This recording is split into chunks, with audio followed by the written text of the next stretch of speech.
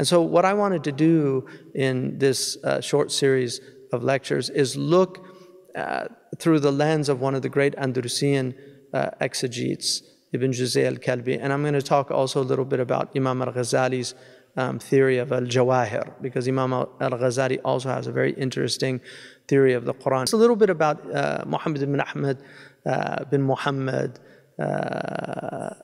bin Juzay al-Kalbi. So he's from Bani Kalb, Yemeni tribe, al-Granati. So he was from Granada, and you can see there, that's at the last stage of the Muslim presence in Spain when they were down to a very small kingdom in the south before they were finally defeated by the Aragon and the Castilian alliance. So he was born in Granada, which is an amazing city that has the famous Alhambra Palace. But he also he died in the battle defending the Muslim land. So he's a shaheed. He's one of the great martyr shaheeds of our tradition. And he actually died as the Muslims were fleeing from the battlefield. He was seen calling them back and to maintain their positions, and he ended up being killed. His books are some of my favorite books, and the book that we're going to be looking at, the introduction, is in the tafsir tradition. But one of my teachers, Sheikh Muhammad al-Amin al-Shinqiti, Sheikh Muhammad Mukhtar al-Shinqiti, who was the son of the great Mufassir, who died recently, Allah yarhamuhu. And he did a beautiful tahqiq, a critical edition of one of Ibn Juzay's books on usul. He told me that the reason his books are so, I think, loved by people who fall into his world is because he wrote them for his son. So all of his books were written for his son Muhammad. He wanted to give him the zubda, like the cream of our tradition. And so all of his books are very short, but they're packed with an incredible amount of information. And the Tasheel, which is the book that we're going to be looking at, this is a manuscript of it. It's called At-Tasheel li Ulum at-Tanzil, making easy, or the facilitation of the sciences of revelation. So he intended it to make the Quran accessible to people. And that's part of the beauty of this book, because we're in an age where people need a more accessible knowledge. I mean, during our periods of great civilizational flourishing, knowledges were very rarefied.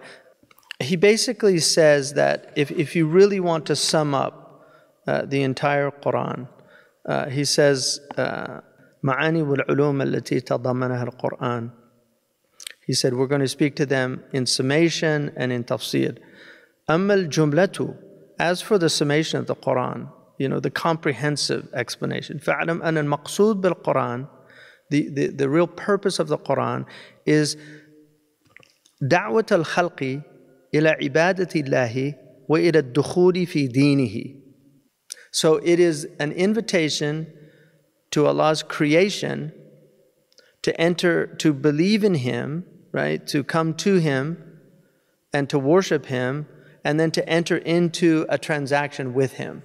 And this is why the human being, if we define a human being, and the definition of a human being is not that easy, but if we define it, like our students here at Zaytuna study logic, and one of the ways that you define something in logic, ladies, how do we get a definition in logic? The genus and the species. So when we look at a genus, you're looking at something that all the things in that group share, right? So for us, it's animality. So this is the way the Greeks defined it. So that we're under the genus of animal, that we're a living being, that we have animality. But then what's our difference that separates us as a species from all the other animals? Yeah, that we have reason, we're rational. So we are the rational animal. That's a logical definition of the human being. So for the Greeks, the definition of a human being is the human being is a rational animal whose supreme dignity is in his intelligence. Like that is the supreme dignity of the human being, is in his intelligence.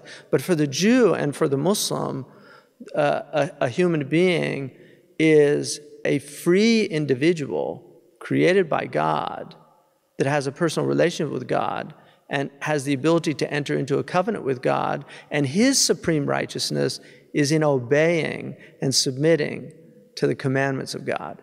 For the Christians, the definition of the human being would be a fallen creature, wounded through sin, and whose supreme dignity is in accepting grace, you know, the salvific grace of God through a sacrifice in their understanding.